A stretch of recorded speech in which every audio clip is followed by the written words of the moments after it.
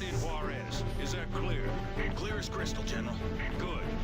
Then make us proud, son. And, welcome to Juarez.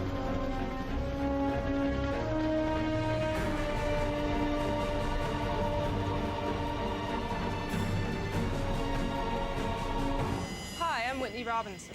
I worked at Red Storm on Gra, and now I'm working in the Paris studio on Gra 2 as a level designer. I will be guiding you through the developer diaries, giving you an inside look at how we're developing this game. Today we will present to you the look and feel we want to have for this game. We're here with artistic director Corinne Guillon and lead engineer David Razor.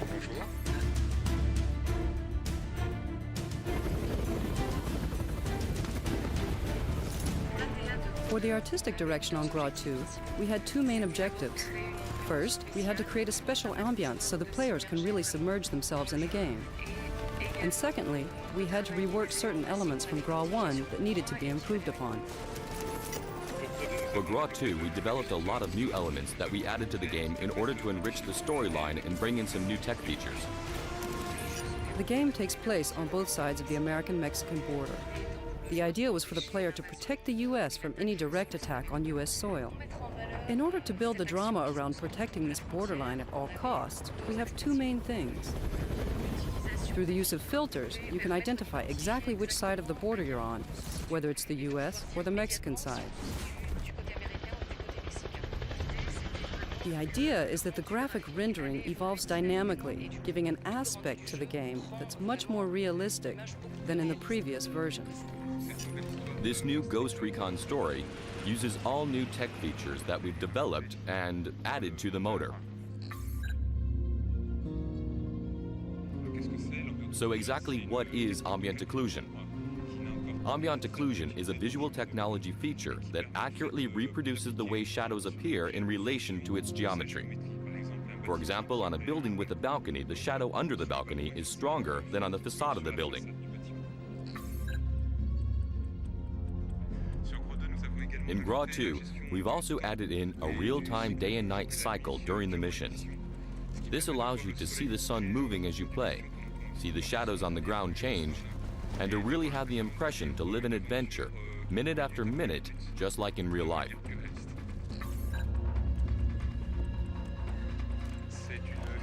This feature simulates the way the light interacts with various elements. For example, if the sky is cloudy and we look up, we can see the sun's rays passing through the clouds. It's a lighting effect used in function with the transparency of an object, especially with very thin objects like leaves. So when you have an object that is essentially opaque, and if we place a light source behind it, you can see different details appear like the veins of the leaf or even the shadows of other objects that are behind it. The second artistic choice we made to emphasize the different situations on each side of the border is the level of destruction in the environments. Artistically, it means that the U.S. side will look pretty clean and untouched, while the Mexican side will show a lot of destruction, with special effects, fire, smoke, etc.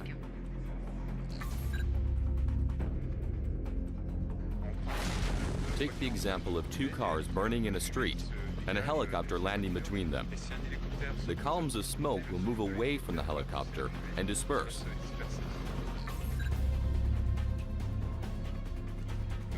We've also added in a new feature called Depth Sprite, which makes sure that this smoke doesn't cut through objects like buildings. Hence, the smoke seems much more natural and we no longer notice the artificial side that was present in the previous games. Actually, this is the kind of feature that you won't notice after you're used to it, but you will always notice when it's not there in other games that don't have it. This means that we can now have missions that take place in the middle of a storm, affecting the environment even after the rain has stopped by leaving puddles of water. And there are also sandstorms in the game. All that brings more variety to the gameplay. What's important is that each feature is developed separately, but they interact with one another. For example, ambient occlusion combined with HDR lighting simulates an extremely realistic light, making it almost exactly what the human eye would perceive. The combination of all of these new and advanced technologies is not just to look pretty, but also to make the game more fun. Because if we work closely together with Corrine to develop everything that's necessary to have a better quality game, we also work with the game designers to bring them all the solutions necessary in order to have a gameplay that's richer and more fun for the player. I need this taken out!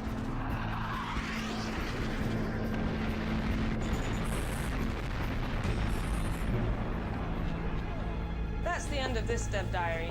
Next time we'll look at how we push the Soldier of the Future experience, detailing the new weapons, equipment, and the new Crosscom 2.0.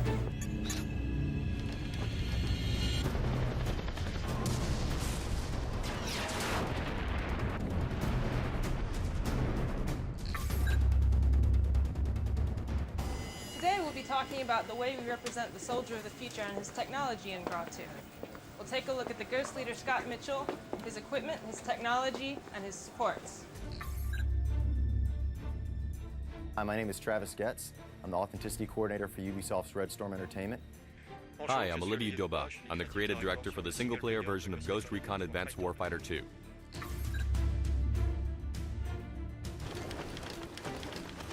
For GRA 2, you can think of Mitchell's gear as moving on to Soldier of the Future 2.0. He's going to have a different helmet. This design was provided to us by the U.S. Army Natick Soldier Center, and it is put together by Cry Associates. The Crosscom has now become an earpiece on the left side of Scott Mitchell's helmet, equipped with a laser pointer.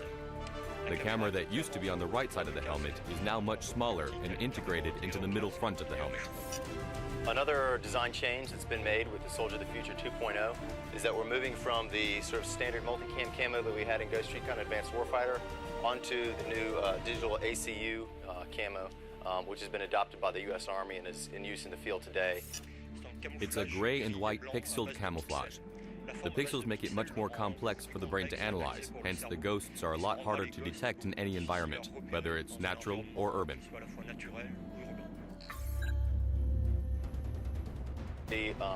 Primarily as one of the sort of key weapons, the X4 suite of weapons, which is the PX4, the CX4, and the RX4. We'll have grenade launcher variants of both of those, and through that and differences in scopes and optics and things, you can really have the weapon that works best for your mission profile. The rocket launcher will be replaced by a guided missile which radically transforms the gameplay of the rocket. Once the missile is fired, we can continue to guide it. So all that's needed is to modify its aim, to follow a helicopter, for example, to keep the rocket on target. The enemy AI has evolved. This time, it will be a lot more intelligent and will take more initiative, which will be obvious to the player. The enemy AI will try to use heights. The reaction will also be much more dynamic in relation to the way that you carry out the combat. We'll see it fold up when the player has a tendency to dominate it, or on the contrary, it will be more and more aggressive if the player has a tendency to be a bit weaker. Each class will have dominant characteristics, and the player will have to make a choice based on these characteristics.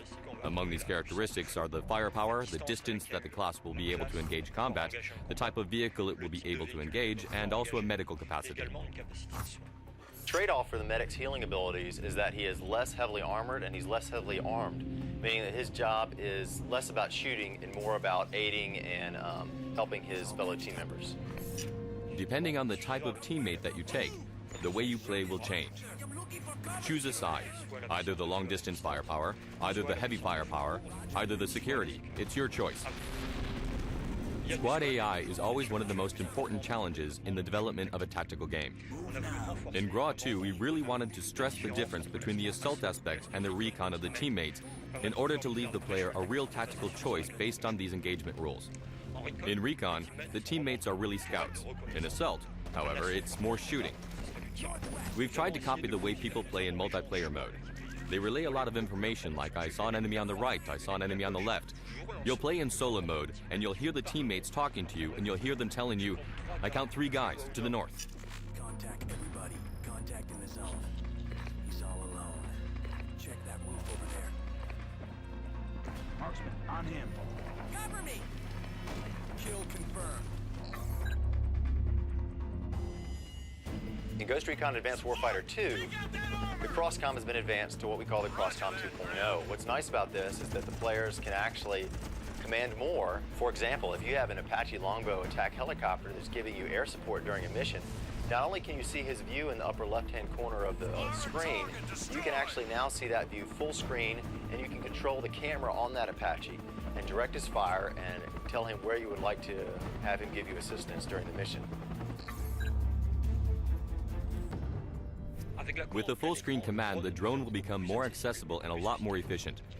When we control the drone in this way, we can pilot it to observe the scene from every angle. You'll see every single detail. That's a real transformation to the reconnaissance gameplay compared to the previous game. Ghost Recon Advanced Warfighter 2 features other support elements as well, such as fighter jets, Apache helicopters, and even infantry that play alongside your character's team, such as Mexican loyalists. We've continued the weapons race in GRA 2. This time you can call upon real airstrikes with the planes that pass by, that you'll see, and he'll drop a sheet of bombs right in front of you. The Mule, which is a new support element in Ghost Recon Advanced Warfighter 2, also really benefits from this full-screen Crosscom 2.0 window. Through it, you can tell the Mule where to go. You're basically driving it. You can go ahead and recon areas that you're getting ready to approach during a mission. You can put it ahead to work as a mobile cover for you. All that will be particularly useful in the desert zones where there's a lot less cover than in the city. You'll see special antennae used to spot the most dangerous enemies, which will allow you to make the best decision. And the strategic vision interface will give you more information on the battlefield. That way we'll understand the role that we're playing in the war on a global scale. Here we are at the end of this developer diary. Next time, we'll take a look at how we accurately recreated environments in GRA 2 and how they're different from GRA 1. As you can see, we've gone a lot further with the Soldier of the Future experience this time. The player will have new equipment, new and more high-tech weapons, new supports, and new drones he can control with the all-new Crosscom 2.0.